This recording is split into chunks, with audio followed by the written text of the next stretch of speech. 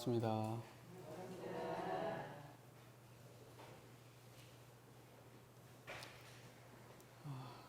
마음을 돌아보기 좋은 계절입니다. 뭐 언제든지 경계가 있으면 있는 대로, 경계가 없으면 없는 대로 마음을 보는 건 문제가 없죠. 어찌 보면은 정말 찌고 더우고 짜증날 때 마음 보기가 더 쉬울 수도 있어요. 그죠? 이 가을 같은 때는 어때요? 사람이 갑자기 감성적이 된다고 그러잖아요. 우울해지고. 왜 그럴까? 경계가 세지 않으니까요. 잡념이 많아서 그래. 날씨도 좋고 특별히 문제가 없어요. 먹을 것도 많고. 그러니까 잡념이 많아, 사람이. 그러니까 여러 가지 좋은 사람들은 잡념이 많아서 문제고, 힘든 사람은 또 힘들어서 문제고 그러죠. 그래서 우리는 항상 경계 속에 사는 것 같아요. 그래서 수행이라고 하는 것은 어때요? 그래서 삶 속에서 끊임없이 이루어져야 되는 거죠.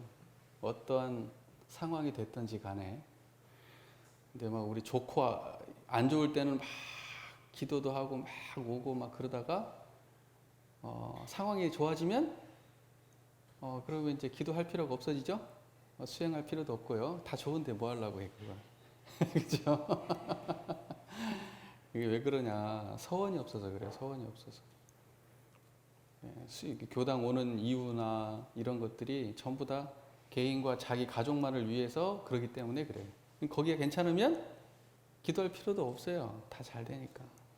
또 기도 때문에 잘 됐다고 하면 열심히 기도를 하긴 하셔. 앞으로도 계속 잘 돼야 되니까. 근데 그렇게만 해가지고는 안 된다. 시작은 그렇게 할 수 있어요. 누구나 다 그렇게 시작합니다. 그러나 거기에서 머물러가지고 되겠어요? 그 정도만 머물러갖고 안 됩니다. 세세생생 내가 성불재중하리라. 그렇게 마음을 다잡으시고 요만한 나를 한없는 나로 그렇게 키우시기를 부탁 말씀드립니다. 커지면 자유로워져요. 작을 때가 문제지. 그죠? 커지면 자유롭습니다. 부부간에 싸울 때도 되게 사소한 거 가지고 난리 났잖아요. 작은 게 아니죠, 그게? 문제가 생기기 시작하면 마음이 크면 싸울 일이 있어요, 없어요? 수용하고 용납하고 이해하고 그러면 싸울 일이 없는데 작으면 싸워요, 작으면.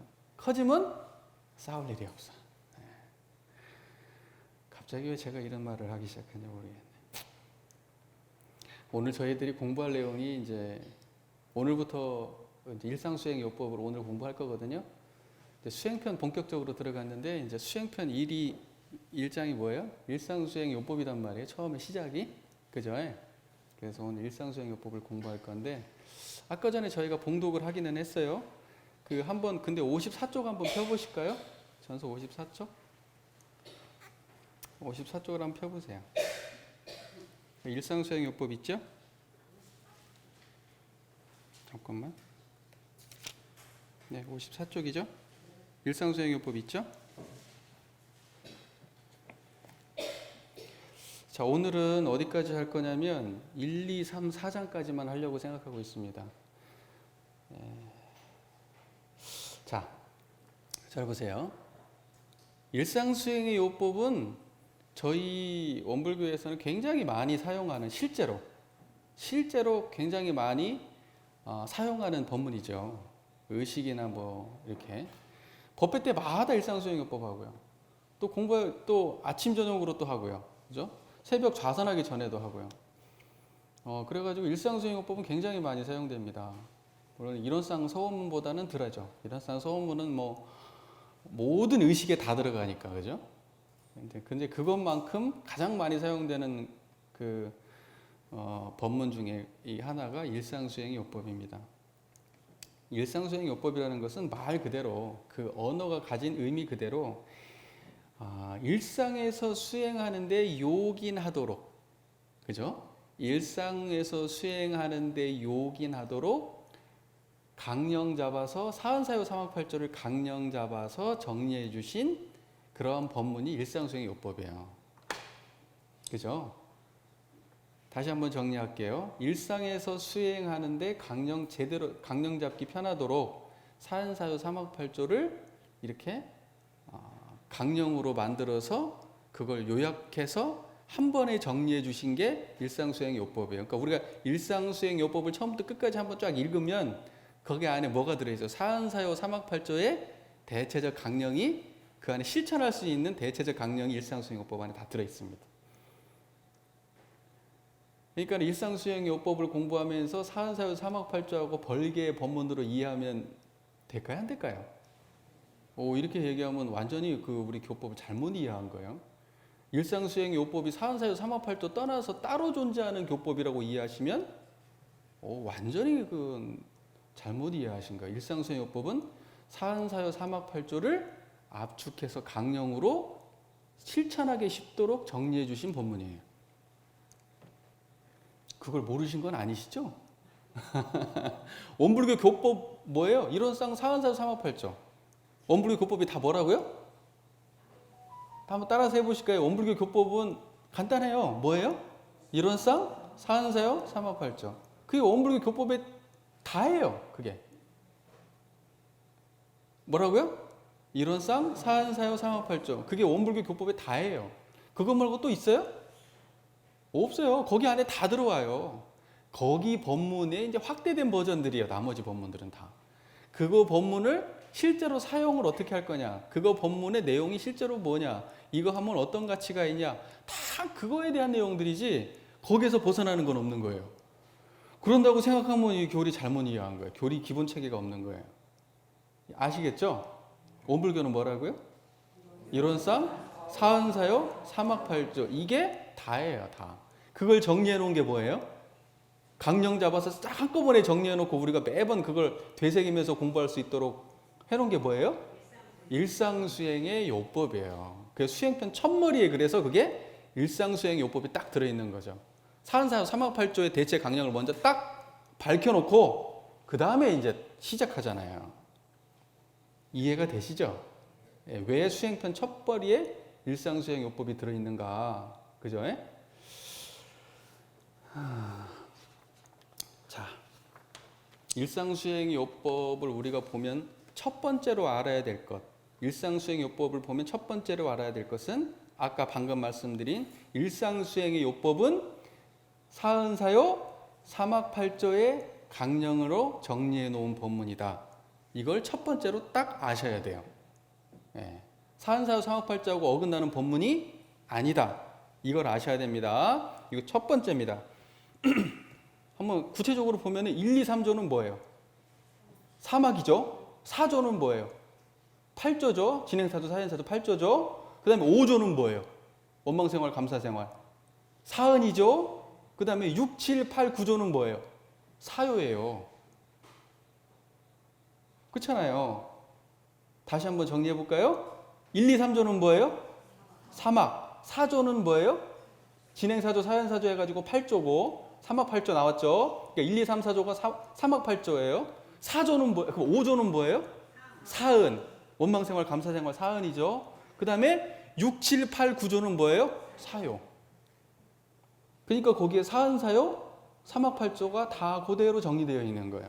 그게 일상수행 요법이라는 거. 그러니까 일상수행 요법 볼 때는 반드시 이건 사막의 압축본이라고, 사막의 강령이라고 딱 생각하고 보셔야 된다는 거. 절대 개별된 법문이 아니라는 거. 이걸 하나 명심해 주시고.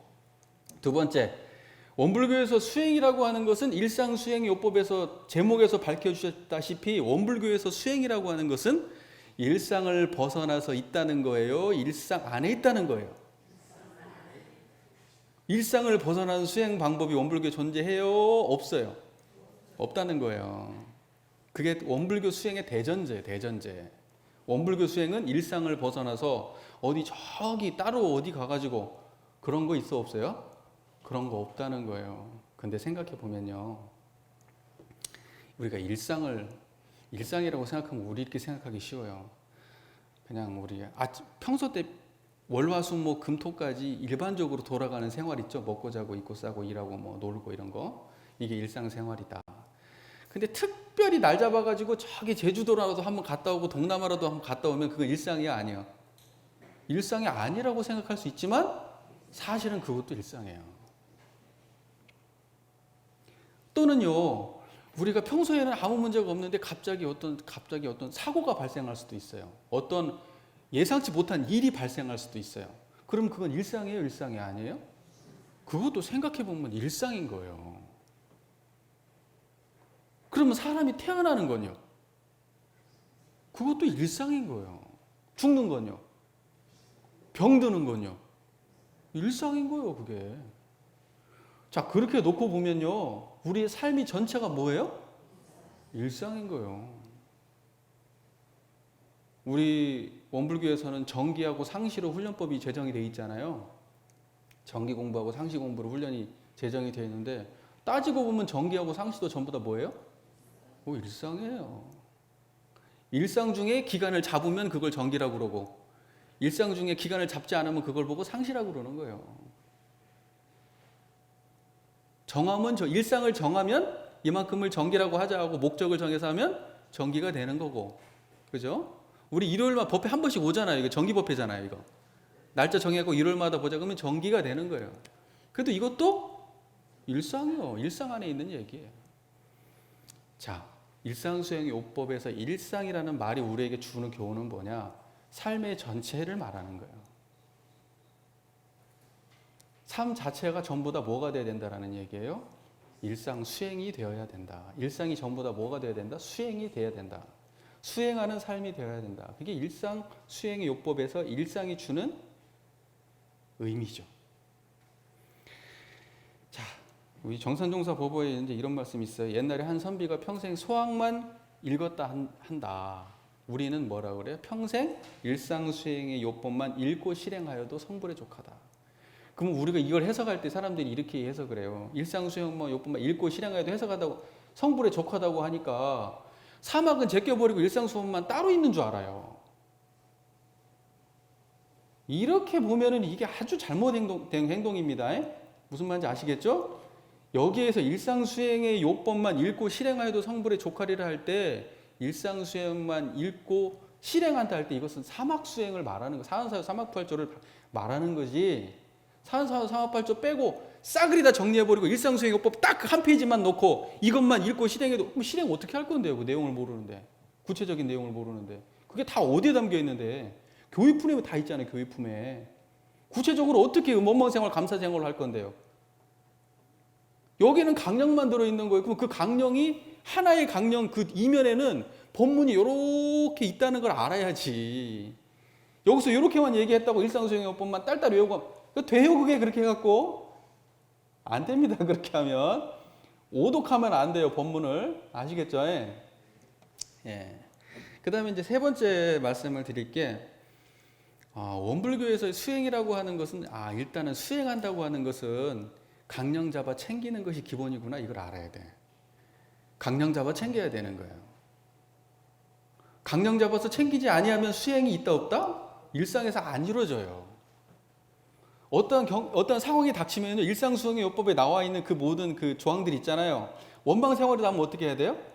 감사를 생각해야 돼요. 내가 타력적인 의존하려고 하는 마음이 강하다 그러면 자력을 생각해야 돼요. 공익심이 없으면 뭐 어떻게 해요? 공익심을 생각해야 돼요. 요란함이 나면 어떻게 해야 돼요? 요란함 없는 자리를 생각해야 돼요.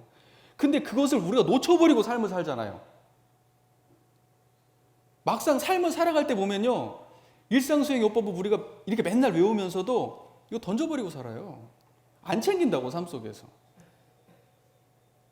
안 챙겨요. 실제로 문제가 안 발생해서가 아니에요. 발생하고 있는데 그냥 끄달려 살아요. 그리고 일상수행 요법은 와가지고 할 때만 해 그냥. 이때만 한번 챙겨보는 거야. 여기서 언제 챙기라고 돼 있어요? 일상에서 챙기라고 돼 있잖아요. 일상에서. 사은사유 사막팔조 언제 한다고요? 일상에서 하라고 돼 있잖아요. 챙기지 아니하면 안 된다는 거예요. 수행이라는 것은 기본적으로 챙김으로부터 시작이에요. 챙기지 아니하면 일상의 수행이 아니라 그냥 일상이. 챙길 때 일상이 뭐가 된다는 거예요? 수행이 된다는 거예요. 챙기면 그대로 그게 수행이 되는 거예요. 어떤 분들이 이래요. 공부를 하려고 하는데 내가 이런 부분이 있어가지고 잘 안 된다는 거예요. 또 어떤 분은 내가 공부를 하다 보니까 내가 이런 부분이 있더라. 참 이것 때문에 내가 고민이다 그래요. 나는 그 얘기 들으면은 왜 그러시지? 안 되는 걸 알았으면 지금 공부 겁나게 잘하고 계신 건데. 공부를 하다 보니까 이게 안 된대요. 내가 잘. 안 된대. 이 부분이 부족하대. 우리는 딱 그 얘기를 들으면 겁나게 공부를 잘하고 계시는구만. 안 됨을 알았잖아. 그게 엄청 큰 공부거든 사실. 사람들이 중생이 왜 문제인 줄 아세요? 중생이? 자기가 중생인지를 모르는 게 문제예요. 고칠 마음 자체가 안 나. 모르니까. 그게 중생이 그러거든요. 근데 그걸 알아. 그리고 안 되는 것까지 알아. 안 되는 것까지. 그럼 이건 대단히 공부가 깊어지신 건데. 그게 많아지면 많아질수록 어때요? 공부가 깊은 거거든? 근데 그런 게 없어. 다 잘 되는다고 생각해요. 이러면 심각한 문제에 있는 사람이야, 그 사람은. 다 잘 된다고 생각하는 사람이 있어요, 공부하다 보면. 뭐 조금 이렇게 읽다 보면 내가 다 아는 것 같이 느껴지고, 조금 이렇게 내가 좀 선 좀 할 줄 알면 내가 엄청나게 내가 고요한 사람인 줄 내가 착각을 해요. 기도 좀 할 줄 알면 나는 기도빨 엄청 잘 받는 사람인 줄 알아요. 그렇지 않다는 사실을 알아야 돼요. 그것은 정말로 낮은 수준인 거예요. 실제적으로 수행 입장에서 보면. 수행이 진짜 깊다는 건 어때요? 안 되는 게 훤히 보여야 돼요. 그래야 이 사람이 수행이 깊은 거예요. 무한하게 겸손해져요, 이런 사람들은. 안 되는 줄 아니까. 그리고 공부할 거리가 어때요? 많아요. 챙길 게 워낙 많으니까. 근데 그러니까 이런 사람들은 의심도 많아지고 안 되니까 자책도 많아지고 다 그러는 거예요. 하면서 생기는 자책은 공부예요, 공부. 근데 안 하는 사람들은요, 의심도 없고요. 아무 문제가 없어요. 해피해요, 그냥 사는 게. 공부 안 해서 해피한 건 그건 중생들입니다. 그거 언젠가 문제가 틀어지면 바닥으로 꼬꾸라집니다, 그거. 무슨 말인지 제 말 이해되시죠? 네, 갑자기 말이 샜는데. 자, 샜는데요. 예, 그리고 넷째로 원불교에서 일상수행요법을 보면은 우리가 딱 1조부터 9조까지 사은사유 358조가 쫙 정리가 되어 있잖아요, 강령적으로. 여기에 우열이 있다는 거예요, 없다는 거예요? 뭔 하고 뭐가 중심이 되는 법문이 따로 존재한다는 거예요? 아니면 이대로가 다 중요한 거예요? 그렇게 생각하셔야 돼요. 사은사유 358조는 우열이 없어요. 무슨 말인지 아시겠죠? 특별히 어떤 것만 해야 된다고 얘기하면 돼요? 안 돼요? 제가 지난 시간에 그거에 대해서 참 긴 얘기를 했죠. 그런 태도는 절대 원만한 수행자의 태도가 아니에요. 그렇게 말하면 이건 편벽된 수행이에요. 편벽된 거. 자기가 좋은 거. 자기가 끌리는 방식으로만 수행하는 거. 이거 편벽된 겁니다. 이해가 되시죠? 절대로 이렇게 수행하시면 안 됩니다. 다섯 번째로 중요한 거. 일상수행요법은 우리가 사은사유 358조를 정리했다고 하니까 그럼 여기 이론상의 전제가 있다 없다? 그걸 알아야 되는 거예요. 여기 여기 일상수행요법에 이렇게 1조부터 9조까지가 쭉쭉쭉쭉 있는데 여기 이론상이라 언급이 한마디나 있어요, 없어요? 없어요. 일상수행요법 1조부터 9조까지 이론상을 신앙의 대상과 수행으로 표본으로 모신다는 그 언어가 앞에 전제가 아예 없잖아요. 자, 그러면 우리는 일상수행요법 빼고 이것만 이론상은 빼고 일상수행요법을 공부해야 되겠죠? 제가 틀렸네요, 그죠? 그건 당연히 전제가 되는 거예요. 무슨 말인지 아시겠죠? 1조 앞에도 뭐예요?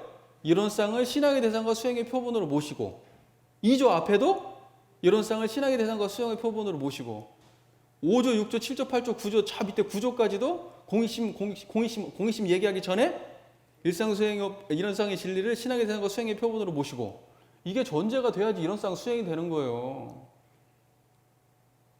무슨 말인지 아시겠죠? 이거 되게 중요한 말입니다. 이거 엄청 중요한 말이에요. 원불교 수행은 제가 지난 시간에 뭐라고 말씀드렸나요? 원불교의 수행은 대전제가 이론상 수행입니다. 이론상 수행. 이론상이 대전제가 되지 않으면 사은사유 358조가 온전하지 않은 거예요. 그거. 대종사님의 의도대로 할 수가 없어요. 그러면 일상수행요법에서도 뭐가 전제가 돼야 될까요? 이론상이 전제돼야 되는 겁니다. 일상수행요법뿐만이 아니라 그 수행편에 나와 있는 모든 게 다 뭐다? 이론상이 전제돼야 되는 거예요. 이거 중요한 거예요. 이거 잊으시면 안 됩니다. 다른 사람들한테 막 얘기 좀 많이 좀 해주세요. 앞에 이론상의 이론상이 빠진 얘기다. 이건 당연히 전제됐기 때문에 빠진 겁니다. 앞에서 대전제에서 대종사님께서 이런 법신불 이론상을 신앙의 대상과 수행의 표본으로 모시고 사은사유 상업팔조를 신앙과 수행의 강령으로 정한다고 그 앞에 미리 다 말씀을 해주셨죠. 대전제로. 그러면 그 이후의 모든 본문들은 다 뭐예요? 이론상으로 읽어야 되는 거예요. 다. 앞에 대전제가 딱 찍혀 있기 때문에 이론상 얘기가 굳이 안 나와도 읽어야 되는 거예요. 그렇게. 그래야 그게 올바른 원불교적 관점인 거예요. 그게. 이해가 되시죠? 일상수행요법은 반드시 앞에 이론상이 전제되어 있다는 사실을 우리가 명심해야 된다. 이 정도에서 이제 끝내야 되는데, 제가 뭐 3분의 1도 안 했습니다만은. 자, 본격적인 얘기를 이제 시작을 해야 돼요. 이제 앞에 이건 서론이고요. 자, 보세요. 이제 일상수행요법 1, 2, 3조에 대한 말씀을 드릴게요. 일상수행요법 1, 2, 3조가 뭐예요? 심지는 원래 요란함 어리석음 그름이 없건만은, 그죠? 몰아서 말하면 그렇죠. 심지는 원래 요란함 어리석음 그름이 없건만은 경계를 따라 있어지나니 그 요란함 그 어리석음 그 그름을 없게 하는 것으로서 자성의 정과 해와 계를 세우자는 거죠. 이게 일상수행요법 1, 2, 3조의 내용이에요. 자, 여기에 뭐가 앞에 전제가 빠졌다고요? 이론상이에요. 자, 그러면 이렇게 볼 수가 있어요. 심지라는 말이 뭘까요? 심지는 원래, 이렇게 할 때 심지가 뭐예요? 이론상이겠지. 심지는 원래 요란함이 없는 자리잖아요. 그게 뭐예요? 원래 요란함 없으신 거 뭐예요? 그러면 심지 그러면 우리는 뭐가 떠올라야 돼요? 이론상이구나 이게. 이렇게 이해가 돼야 되지. 그럼 이론상 따로 있고 심지가 따로 있어요? 이러니까 안 되는 거예요. 이러니까. 이론상 전제가 없이 이 본문을 읽으니까. 그죠? 자, 심지라는 말이 그대로 풀이하면 뭐예요? 이게 마음 땅 이런 말이잖아요. 마음 땅, 심지, 마음 땅. 사전 찾아보면 마음의 본 바탕 이렇게 돼 있어요. 마음의 본 바탕에서 뭐가 나와요? 막 오만 생각이 다 나오고 잡념도 나오고 좋은 것도 나오고 나쁜 것도 나오고 오만 개 다 나오잖아요. 그 안에서. 그 마음 땅에서 오만 곡식이 다 자라잖아요. 근데 거기에 씨가 없이 나오던가요? 씨가 없이 나와요? 원인과 어떠한 이런 게 없이 그냥 나와요? 마음 땅이라고 하는 것은 그런 것이 아예 없는 상태의 땅이 아니에요. 그래서 심지라고 표현하는 거예요. 이게 무슨 말인지 이해되세요? 자, 보세요. 대종사님께서 말씀하시는 심지라고 하는 것은 땅, 생생약동하는 땅이에요. 아무것도 안 나는 땅이 아니고. 이해되세요? 저기 사막, 모래사막 같은 그런 땅이 아니고 생생약동하게 모든 만물이 나고 자라고 죽고 하는 변화하고 생생약동하는 그 땅이에요. 그게 대종사님이 생각하는 심지예요.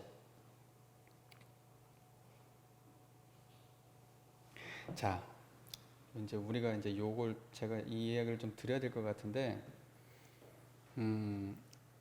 이 법문이 사실 이제 해능 스님의 6조 단경에서 차용해 왔다고 해요. 이 법문을 우리가 보통 학문적으로 그렇게 이야기합니다. 6조 해능 스님의 6조 단경에 나와 있는 심지 법문을 그대로 채용해 왔다. 뭐 대부분 공부 좀 한다는 사람들은 다 그렇게 알고 있고, 그러면 저는 어떻게 생각하느냐? 저도 그렇게 생각해요. 벤치마킹 한 거예요. 그거. 6조 단경에 나와 있는 심지 법문을 벤치마킹 하셨어요. 6조 단경의 심지 법문 어떻게 되어 있냐면, 거기 이제 개정해로 보죠. 불교는 보통 일반적으로. 심지 무비 자성계. 심지의 요란함이 없는 그대로가 자성계. 심지 무란 자성정, 심지에 요란함이 없는 그대로가 자성의 정. 심지 무치 자성해, 심지에 어리석이 없는 그대로가 자성의 해. 라는 거예요. 자, 대종사님의 법문하고는 근원적으로 달라요. 근데 제가 이걸 설명을 드리고 싶어서 그러는 거예요. 자, 6조 해능대사의 이 이야기는 무비 자성계, 심지 무란 자성정, 심지 무치 자성계. 요 법문은 심지를 어떻게 봤냐면 사막으로 본 거예요. 사막이라고 인양반이 보는 심지는. 무슨 말인지 아시겠어요? 요란함, 어리석음이, 그름이 없어야 그 자리가 자성과 정과 해가 원래 갖춰진 심지자리다 이렇게 얘기하는 거예요. 왜 그러냐? 요란함, 어리석음, 그름이 심지자리를 어떻게 하고 있다는 거예요. 이렇게 덮어버려 가지고 심지가 드러나지 않고 있다 이거예요. 그래서 자성의 정예계가 발현이 안 되니까 요란함, 어리석음이, 그름이 없는 그대로를 드러내라. 그러면 이 자리는 이미 자성의 정예계가 이미 갖춰진 자리다. 원래 없다 그런 건. 그게 이제 육조대사의 법문이죠. 저는 이걸 볼 때 어떤 느낌이 드냐면 부족함을 느껴요. 이 법문은.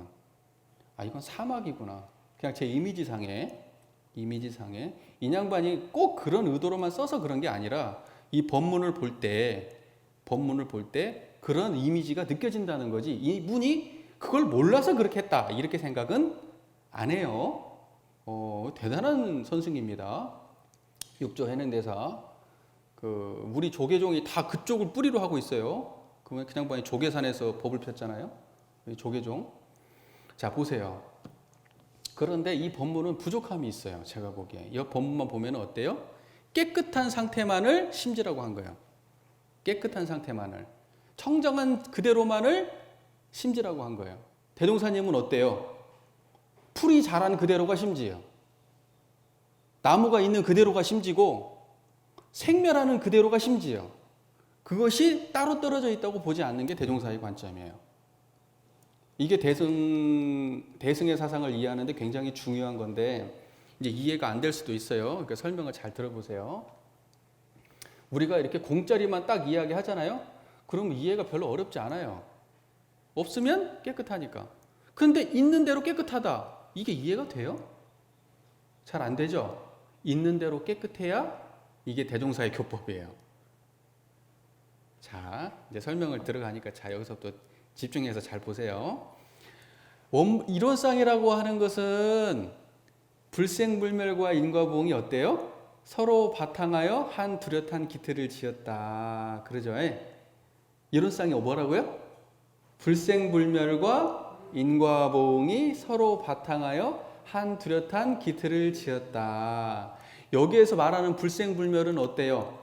태어난 적도 없고 사라지지도 않아. 태어나지 않기 때문에 고로 사라지지도 않는 걸 보고 뭐라 그래요? 불생불멸이라고 하고, 인과보응은 뭐예요? 태어나고 변하고 사라지고 다시 태어나고 변하고 인연 맺고 하는 복잡 천변만화하고 생생약동하는 그러한 세상을 뭐라 그래요? 인과보응의 세상. 여기엔 막 죄복이 왔다 갔다 하고 막 선악이 왔다 갔다 하고 시비예가 왔다 갔다 하고 하는 게 어떤 거예요? 인과보응의 세상이야. 그런데 그런 것들이 완전히 존재하지 않는 청정함만 있는 세상이 뭐예요? 그게 불생불멸이요. 그럼 대종사님은 불생불멸만을 이론상이라고 해요? 아니지. 대종사님은 어떤 게 이론상이라고 해요? 불생불멸한 거하고 인과보응하는 것이 서로 바탕에서 한 뚜렷한 기틀을 지었을 때 이것이 온전하게 이론상을 드러낸 거라고 얘기하는 거예요. 그쵸? 이론상의 진리장에 보면은 앞에 뭐 없고 하는데 거기가 뭐예요? 불생불멸이죠.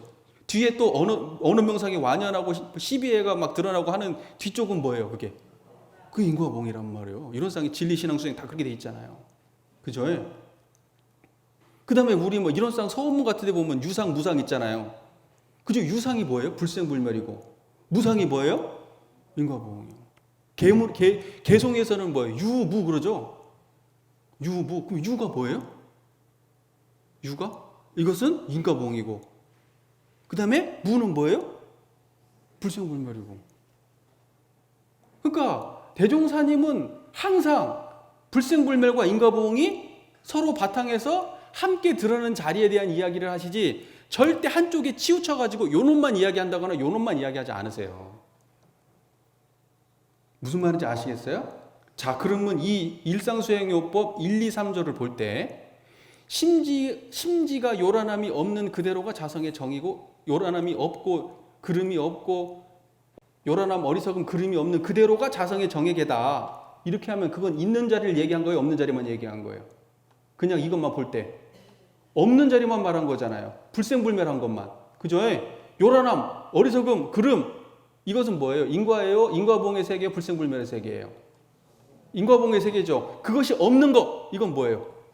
불생불멸의 세계죠. 그러면 이 사람이 이야기하는 심지는 뭐예요? 요란함, 어리석음이 없는 것. 이건 뭐예요? 불생불멸이죠. 그러면 육조대사가 이야기하는 요 심지법문에서는 인과봉이 있어요? 없어요? 인과봉에 대한 인정이 없어요. 여기에는. 인과봉에 대한 적극적 수용이 여기서는 안 보인다고. 이 본문만 놓고 보면.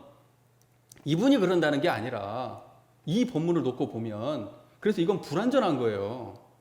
대종사님은 뭐라 그래요? 자, 넘어가시게요.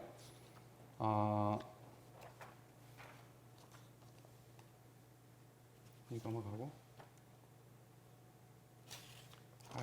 막 섞여버렸네. 섞여버렸어요. 그냥 설명할게요. 이 우리 일상수행의 5법 1, 2, 3조에는 뭐라고 되어 있어요? 심지는 원래 요란함이 없건만으로 시작해요. 그게 뭐예요? 인과봉과 불생불멸이에요. 뭐예요? 인과봉이에요? 불생불멸이에요? 심지는 원래 요란함이 없는 것. 불생불멸이죠. 그러면 경계를 따라 있어지나니 할 때 경계에 따라 있어지는 이건 뭐예요? 인과봉이지. 그 다음에 해석이 더 중요해요. 이제 그 다음에 해석에서 이게 딱 결판이 나는 거예요. 심지는 원래 요란함이 없건만은 이건 불생불멸. 경계에 따라 있어지는 이것은 인과봉. 있어지나니 그 요란함, 어리석음, 그름이 없게 하는 것으로서 하면 우리는 그 없게 하는 것은 요거 치워버린다고 생각하죠. 요란함, 어리석음, 그름을 치워버린다고 생각하죠. 그러면 원불교 이론상이 맞아요? 안 맞아요? 안 맞지. 치워버리는 게 아니라 어때요? 같이 균형 맞춰서 드러내는 거지. 어떻게 치워버리냐고. 안 치워져요, 그거. 안 치워진다고요. 그건 가만히 앉아있는 사람한테나 통하는 말이요. 생생약동하게 살아서 육군 쓰고 사는 사람한테는 치워지는 일이 아니에요, 그게. 자, 중요한 겁니다. 그럼 없게 한다는 게 뭐예요? 요란함, 어리석음을, 그름을 없게 하는 것으로서 할 때는 이론상을 균형감 있게 드러낸 상태를 말하는 거예요. 그러면 그게 없게 하는 거예요, 그게. 그럼 뭐예요? 요란함 그대로가 요란함이 없어서가 아니라 요란한 그대로가 자성의 정인 거예요. 요란함이 없애서가 아니라 어리석음이 없어서가 아니라 어리석음 그대로가 자성의 해인 거예요. 그름이 없애서가 아니라 그름 그대로가 자성의 개인 거예요. 자, 보세요. 이게 뭔 논리적으로 말도 안 되는 얘기냐. 우리가 마음으로 확인해 보면 간단한 거예요. 자, 보세요. 칼이 있어요, 칼이. 화난 놈이 칼 잡으면 그거 뭐예요? 화난 놈이 칼 잡으면 흉기죠. 근데 요리사가 칼 잡으면 뭐예요? 행복한 마음으로. 그건 뭐예요, 이거? 이 음식 만드는 거란 말이에요, 이게.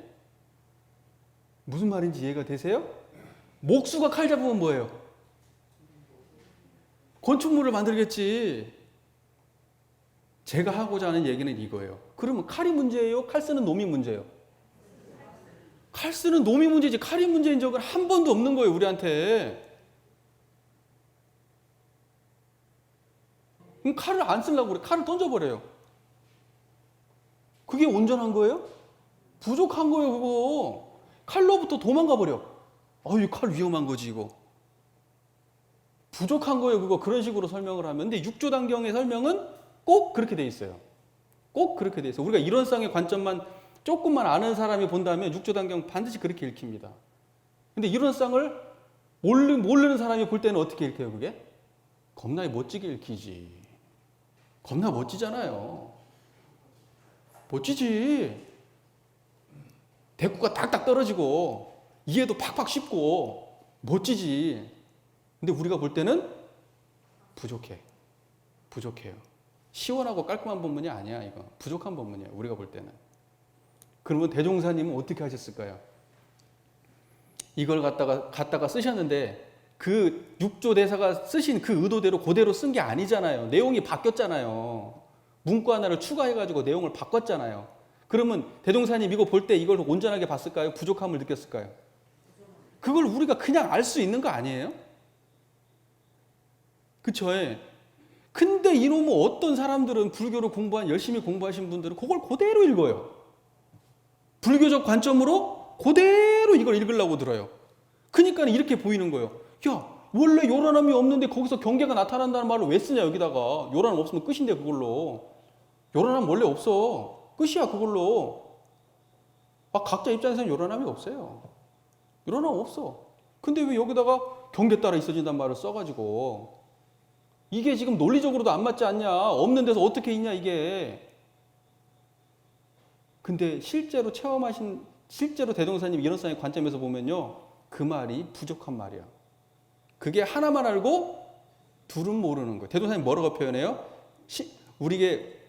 우리가 우리의 원래 본성이 공한 줄만 알고 분별 없는 줄만 알고 분별 있는 줄을 모르면 그걸 보고 뭐라고 대종사님이 잘 모른다고 얘기해요. 그거 잘 몰라서 그러는 거예요. 그건 분별이 없는 줄만 알고 분별이 생생약동하는 걸 모르면 그건 부족한 거예요. 그거에. 자, 이제 완전히 꼬여버렸어요. 제가 얘기하려고 하는 게. 자, 이거 안 보고 그냥 얘기해야 돼. 자, 저를 보세요. 자, 지금 한번 확인해 보게요. 지금 대종사님이 말은 말이 더 우리한테 확실한 건지 육조스님의 말이 맞는지 지금 확인해 보자고. 확인해 보자고. 자, 저를 보세요. 지금 저를 보는 그 마음이 어때요? 청정하시죠? 잡념 있습니까? 없습니까? 잡념 없는 그대로를 자성의 정이라고 합니다. 지금 자성의 정자리예요, 그게. 그죠? 자, 그 자리에 미혹함이 있어요, 없어요? 그죠? 그러면 그걸 보고 자성의 해라고 합니다. 그 자리에 그릇됨이 있어요, 없어요? 없죠? 청정한 그대로가 텅 비었는데 그대로가 자성의 그릇됨이 없죠? 그러면 그러면 그걸 보고 자성의 개라고 하는 겁니다.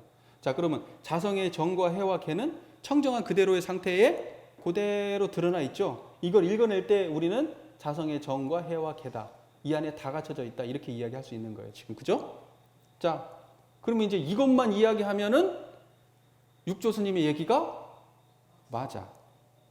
그런데 조금만 더 들어가 보죠. 제 얘기가 들리죠? 들린 그대로 청정하죠? 이렇게 얘기하면 육조 스님 얘기는 부족한 거예요. 지금 제 얘기 들리잖아요. 제 얘기가 듣는 그대로 요란함이에요, 그게? 이 소리가 들리는데 요란해요? 이 소리가 들리는데 요란하지가 않죠, 거기에. 제가 막 소리를 지른다 한들 그 자리가 요란해요? 그러면 이 요란함은 그 자리를 떠나 있어요? 어떤 게 진짜예요? 어떤 게 더 확실한 표현입니까? 대종사님 표현이 더 확실하잖아요, 지금. 요란한 그대로가 고요하잖아요. 어리석은 그대로가 고요하잖아요. 그릇됨 그대로가 고요하잖아요. 지금 그렇잖아요. 제 얘기를 듣는 그대로가 고요하잖아요. 이게 대종사님이란 말이에요. 이게 인과보험과 불생명이 동시에 드러났다고 표현할 때 지금 이 마음의 상태를 말하는 거예요. 그러면 어떻게 표현해야 맞냐? 우리 표현대로 하면 요란함 그대로가 정, 어리석은 그대로가 해, 그릇됨 그대로가 개다. 이렇게 얘기해야 맞아요. 이제 이해가 좀 되세요? 머리로 이해하면 안 되고 체험으로 이해해야 돼요. 체험으로.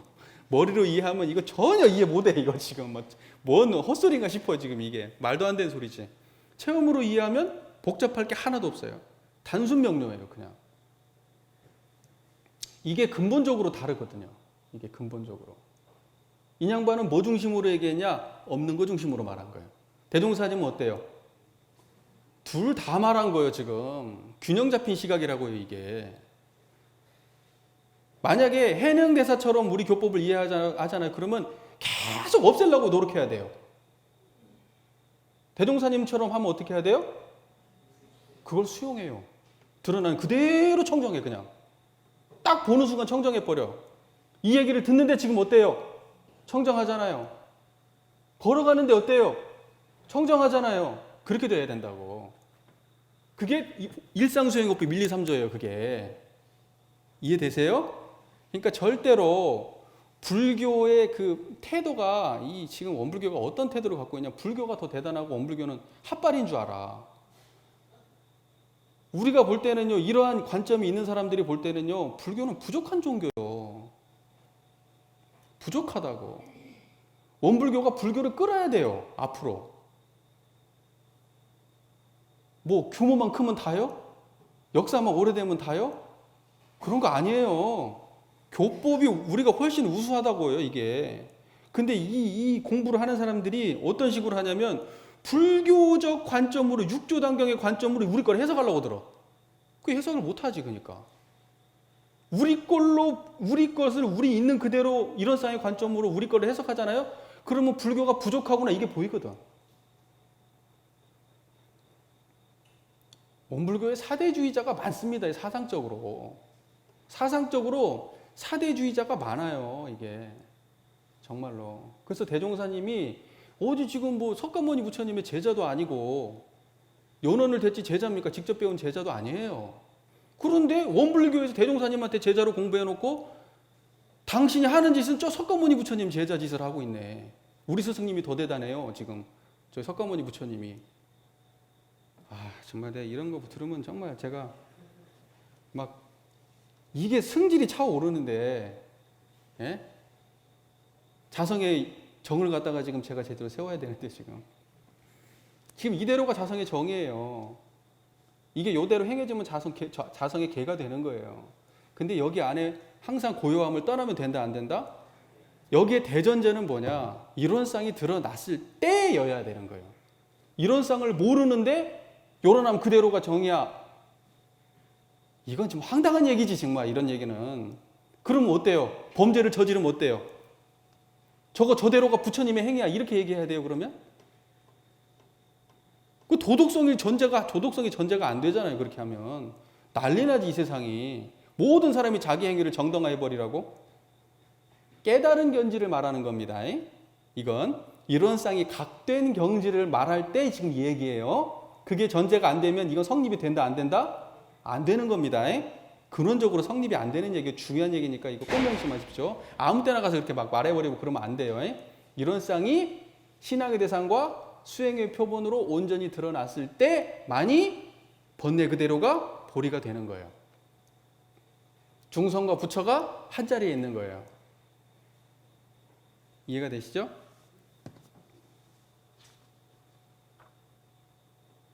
이해가 되시는가?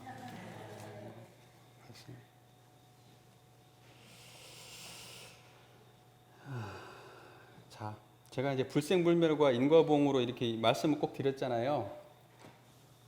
그러니까 이 불생불멸과 인과보응에 대한 이해가 조금 되시죠? 논리적 이해만이라도 되시죠? 뭐가 불생불멸이고 뭐가 인과보응인지 좀 이해가 되시죠? 정산종사님이 이렇게 말씀하세요. 정산종사님이. 자, 주로 창조하고 혹 혁신하시고 혹 인용했다. 주로 창조하고 혹 혁신하고 혹 인용했다. 그러면 여기서 육조대사 이 법문은 대종사님이 어떻게 하신 거예요? 주로 창조하고 혹 혁신하고 혹 인용한 거예요.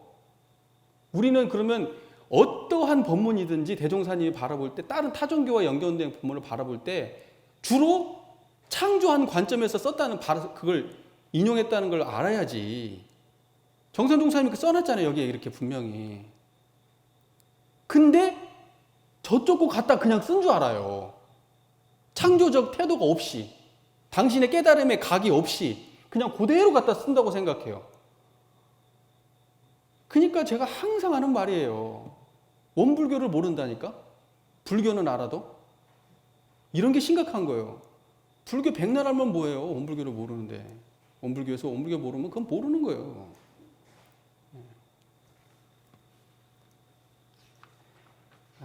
막 엄청 꼬여버렸습니다. 뭐 그냥 다 지나가 버리고요. 사조만 정리하고 이제 끝내도록 하겠습니다. 신과 분과 의와 성으로서 사조가 뭐예요? 신분 의성으로 어떻게 한다는 거예요? 불신, 탐욕, 나우를 제거하자. 이렇게 돼 있죠. 자, 이런 거예요. 신과 분과 의와 성으로서 불신과 탐욕과 나와 우를 제거하자 할 때 이때도 뭐냐면 균형감을 가지고 봐야 됩니다. 어떤 균형감을 가지고 봐야 되냐? 이론상이라고 하는 균형감을 가지고 봐야 돼. 이론상을 전제로 해서 신분의성으로 불신, 탐욕, 나우를 제거하는 거예요. 전제가 뭐예요? 이론상이에요. 자, 앞서서 우리가 이 앞서서 배웠던 이 일상수행요법 1, 2, 3조에서 이 6조 스님의 법문의 문제점은 불생불멸을 중심으로 이야기하고 인과보응의 이야기가 그 안에 빠져 있기 때문에 균형감이 없다. 제가 그렇게 말씀드렸죠. 근데 우리가 신분의성으로 불신탐욕 나우를 제거하자 이 얘기를 할 때는 우리가 어떻게 이걸 받아들이는 줄 아세요? 여기에 불생불멸의 관점이 없어요. 이걸 이해할 때는 오히려 불생불멸의 관점이 없이 뭘로만 바라봐요? 인과보응의 관점으로만 이걸 읽어내요. 그게 뭔 말이냐? 생각이라고 하는 건 생멸하는 겁니까? 원래부터 있던 겁니까? 생각해 보세요. 자, 이거 믿음이라고 하는 그 마음이라고 하는 건 원래 갖춰진 거예요. 우리가 의도해서 드러낸 거예요. 막 원래부터 갖춰진 거예요? 아니면 의도해서 드러낸 거예요? 우리가 읽을 때 신분의성 없는 사람한테 신분의성 있으라고 말하잖아요. 신분의성을 어떻게 하라고 그래요? 진행시키라고 하죠. 그러니까 신분의성이 막 변화하고 이런 그 원리 속에 신분의성이 들어있는 거죠. 변화의 원리 속에. 그죠? 불신탐욕 나오는 어떻게 하라 그래요? 제거하라고 하잖아요. 그놈은 변하는 놈이에요, 안 변하는 놈이에요, 신분의성은? 불신탐욕 나오는 다 변하는 놈들이잖아요. 우리는 그 관점으로 이걸 읽어요. 그 잘못됐다는 게 아니라 불생불멸의 관점으로도 읽어야 돼요, 이걸. 불생불멸의 관점은 뭘까요? 신 그대로가 뭐예요? 신 그대로가 이런상이라는 거예요. 우리의 청정한 그대로가 신이고, 청정한 그대로가 분이고, 청정한 그대로가 의고, 청정한 그대로가 성이요. 그걸 보고 자성, 신, 자성, 분, 자성의, 자성성 이 관점에서 이 법문을 안 읽고 있다 이 말이에요. 그럼 균형감 있어요, 없어요? 균형감이 없는 거예요, 이게. 우리는 어떻게 읽어야 되느냐? 믿음이 있는 그대로가 자성, 신이다. 분발이 있는 그대로가 자성, 분이다. 의심 있는 그대로가 자성, 의다. 그 다음에 뭐죠? 정성 있는 그대로가 자성, 성이다. 그대로가 자성, 성이다. 그 신분의성 그렇게 설명하게 되면 거기에는 불생불멸의 관점이 있어요, 없어요? 불생불멸의 관점이 들어있는 거예요. 그렇게 읽어야 되는 거예요. 이게 좀 어렵죠. 그 다음에 이제 불신탐욕 나우를 얘기해 볼게요. 불신탐욕 나우가 없으면 그대로가 뭐예요? 신분의성이 갖춰진 자리자. 그죠? 불신탐욕 나우가 없으면 신분의성이 갖춰진 자리다. 우리가 이렇게 읽죠, 일반적으로. 그죠?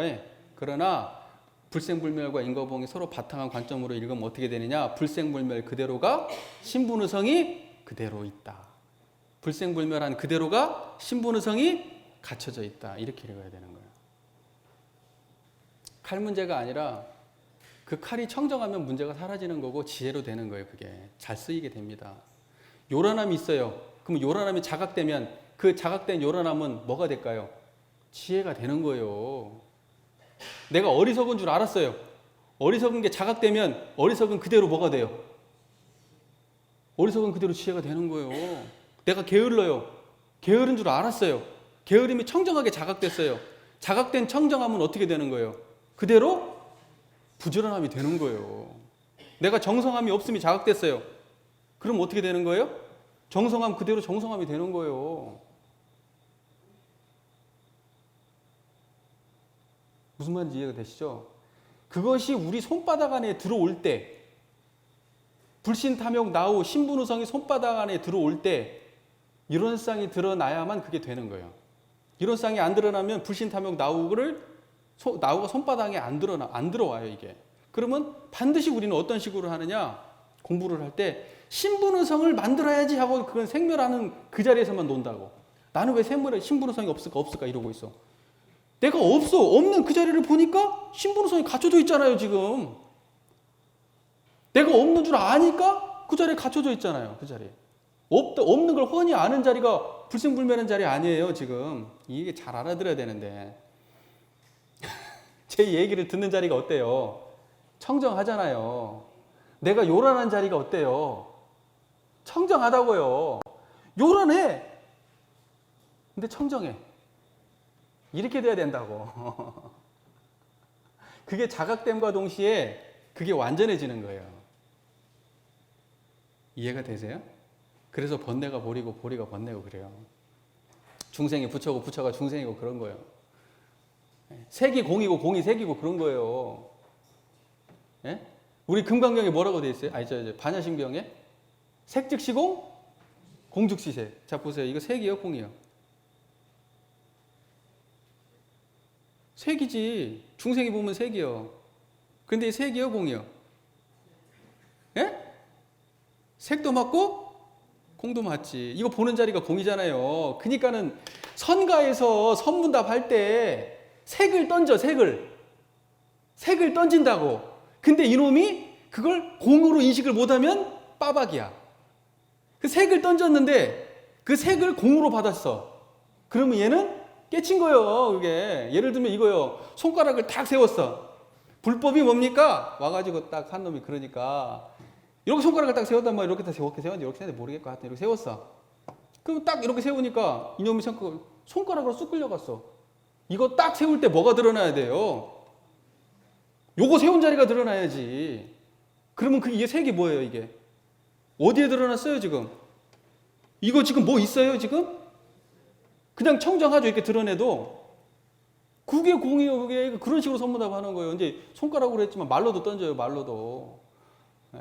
뭐 불법에 뭡니까? 저기 뭐 정전백수자다, 뭐 저기 뭐 똥막대기다 이러면은 사람들이 어디로 흘러가요? 색으로 흘러가 버린다고. 그런데 똥막대기다 해도 흘러가지 않고 청정한 자리가 딱 드러나 있네.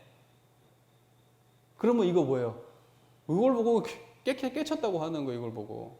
색과 공을 둘러보지 않아야 되는 거예요, 이게. 근데 공만 보면 이것도 부족한 거예요. 색과 공이 항상 동시에 있는 겁니다. 그래서 불생불멸과 인거봉이 항상 어떻게 돼 있다? 동시에 있는 거예요. 이게 이론상이에요, 이게. 이거 알면은 이거 대박 친 건데, 정말. 이만 해야 돼요. 너무 시간이 많이 지났습니다. 그만하고요. 자, 그래도 정리만 좀 할게요. 시간이 너무 많이 지나긴 했지만 정리는 해드릴게요. 인과본과 불생불멸이 서로 바탕에서 한 뚜렷한 기틀을 지어야 됩니다. 우리는 그 관점으로 모든 교법을 읽어내야 됩니다. 일상수행의 요법도 그렇게 읽어야 되는 거고, 8조도 신분의성과 불신탐욕 나오도 그렇게 읽어야 되는 거예요. 아시겠죠? 일상수행의 요법은 아까 설명이 조금 됐는데 불신탐욕 나오는 조금 부족한가요? 부족해도 어쩔 수 없어요. 시간이 없어서. 예, 나머지는 개인적으로 물어보신 분한테 알려드리는 걸로 그렇게 하고. 네, 경청해 주셔서 감사합니다.